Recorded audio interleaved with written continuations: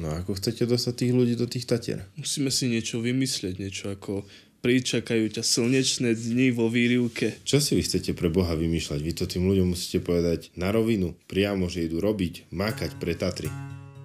Tatranskú dobrovoľníckú službu sme založili v roku 2013, lebo sme chceli pomáhať Tatram. A na druhej strane sme chceli Tatry ukázať tak, ako ich poznáme my, Tatranci. Tatry chceme ukázať v celej ich kráse.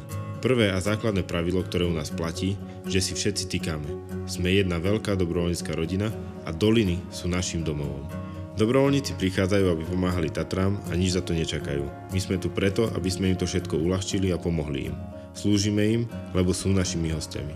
Dobrovoľníci bývajú počas služby zadarmo v dome hostí na skalnatom plese. Môžeš chodiť na túry alebo sa len tak poprechádzať okolo plesa a až vyhladneš, dobrovoľníkom je k dispozícii naša kuchyňa. Dobrovoľníci sa starajú o prírodné a kultúrne dedičstvo Tatier. Zbierajú odpad, stavajú a opravujú chodníky, všetci podľa svojich možností a schopností. Dobrovoľníctvo je poslanie. Ste pripravení?